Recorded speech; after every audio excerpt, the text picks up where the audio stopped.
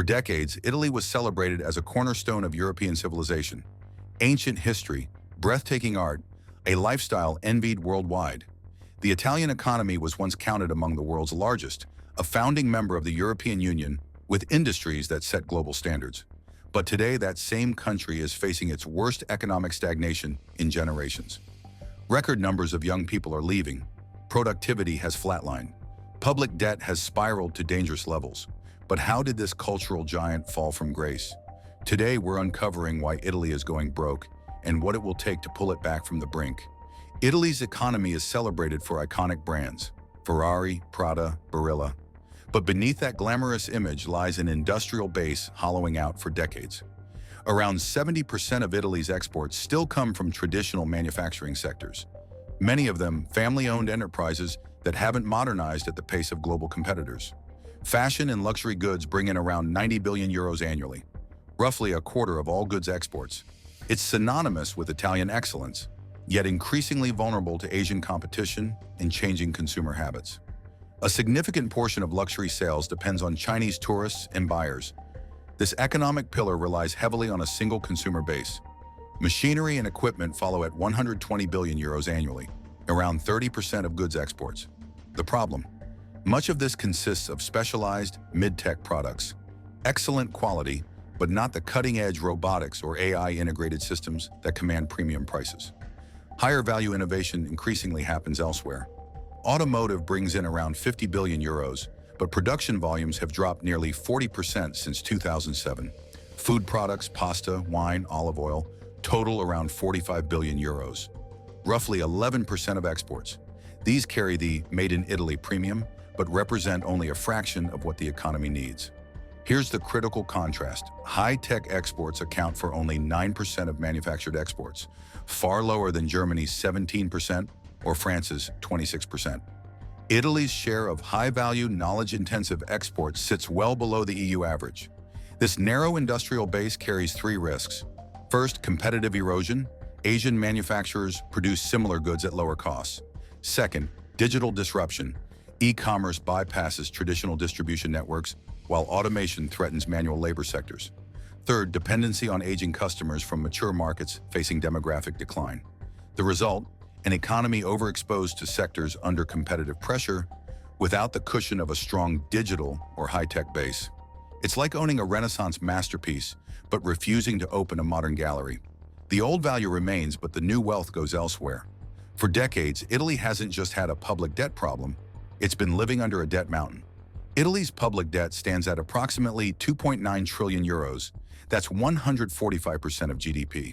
To put that in perspective, the Eurozone average is around 90%. Only Greece has a higher debt ratio in the EU. Italy has been running deficits almost continuously since the 1970s, each year adding more weight to an already crushing burden. This debt obsession has created a fiscal trap. The government spends roughly 80 billion euros each year just on interest payments, about 4% of GDP. That's more than the country spends on education, more than it spends on defense. It's wealth transferred directly from taxpayers to bondholders, producing nothing in return. And the cost structure is getting worse. About 30% of Italy's debt needs to be refinanced in the next 3 years. When these bonds were issued, interest rates were near zero. Some Italian bonds even had negative yields. Now, as the European Central Bank has raised rates to fight inflation, refinancing costs have surged. Bonds that once cost Italy 0.5% to service now cost 4% or more. That means the annual interest bill could balloon by tens of billions of euros almost overnight. For a government already stretched thin, this isn't just a budgeting challenge, it's a potential fiscal crisis. Higher debt servicing means less money for healthcare, pensions, and public services. The bigger issue, when so much national wealth is consumed by debt payments, capital isn't flowing into the productive investments that could actually grow the economy out of this hole. Instead, it's locked in a cycle of borrowing to pay yesterday's bills. If you want to understand why Italy's economy feels stuck, you have to look at how much the country invests in its own future. And the answer is not nearly enough. Italy spends just 1.5% of its GDP on research and development. The EU average is 2.2%, and leading nations like Germany and Sweden invest over 3%. That's not just an accounting difference. It means that while other European nations are pouring resources into artificial intelligence, green technology, and biotechnology, Italy is spending significantly less. Over time, that gap compounds into a serious disadvantage. When R&D spending is low, fewer high-value industries emerge. Startups have a harder time scaling. Companies fall behind global competitors in patents, processes, and products. That's why underinvestment in innovation isn't just a missed opportunity. It's a slow drain on economic potential, making it harder to generate high-paying jobs that keep young people in the country. The result shows up clearly in productivity numbers. From 2010 to 2020, labor productivity in Italy grew by just 0.2% per year. Across the EU, the average was 1.1%, 5 times higher. When productivity barely moves, the economy can't grow sustainably. Incomes stagnate while costs keep climbing. There's another measure that captures the same weakness, the Economic Complexity Index, which measures how sophisticated and diverse a country's exports are.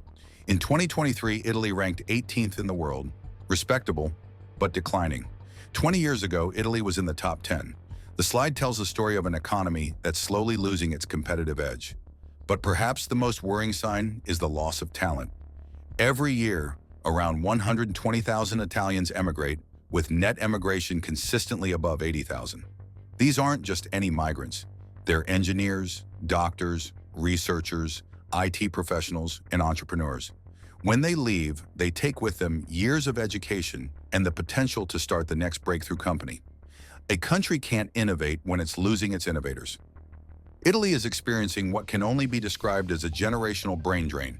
Between 2008 and 2023, over 1.5 million Italians left the country, and the pace is accelerating. In 2023 alone, roughly 120,000 Italians emigrated, with more than half under the age of 35.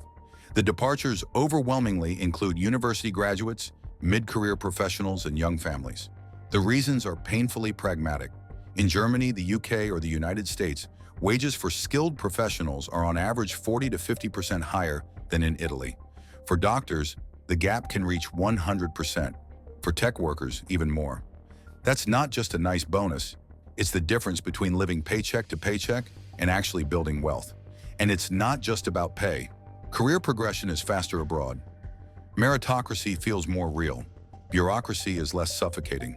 Starting a business doesn't require navigating a maze of permits that can take months or years. The mass exodus is leaving visible scars, particularly in southern regions and smaller cities. In places like Calabria and Sicily, entire towns are aging rapidly. Schools close due to lack of enrollment. Hospitals struggle to recruit doctors. Once a doctor leaves for Germany and puts their children in German schools, the odds of return approach zero. The combined effect is a slow-motion hemorrhaging of both human and financial capital.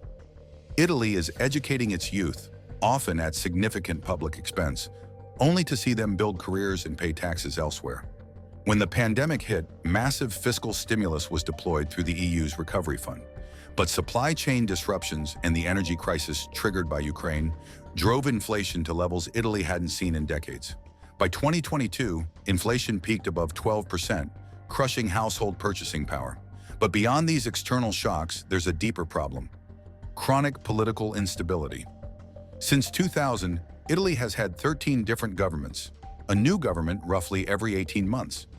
This revolving door makes long-term economic planning nearly impossible. Reforms are proposed, watered down, or abandoned as governments collapse. By 2023, Italy had the slowest economic growth in the Eurozone, just 0.9%, compared to an EU average of 1.8%. Youth unemployment sits over 23%, approaching 40% in southern regions. Meanwhile, Italy's population is aging faster than almost any country on Earth. Right now, 24% of Italians are over the age of 65, the second highest proportion in the world after Japan. By 2050, that share is projected to reach 35%. Pension costs already consume over 16% of GDP, the highest in Europe. Italy's fertility rate is just 1.24 children per woman, far below the 2.1 replacement rate needed for stability. Healthcare spending is projected to rise from 9% of GDP to over 12% by 2040. Italy's infrastructure investment gap exceeds 100 billion euros. Bridges collapse, roads crumble, digital infrastructure lags behind European standards. For many Italians, especially the young, the social contract feels broken. They're expected to support an aging population through taxes, yet they inherit an economy with fewer opportunities, lower wages, and deteriorating public services. Can Italy reinvent itself before it's too late? The tools exist: EU funds, skilled workers, entrepreneurial energy. What's missing is political will to reform and invest in innovation. Every delay deepens the crisis. Every young person who leaves takes Italy's future. Will it become a museum of past glories or prove renewal is possible? The clock is ticking.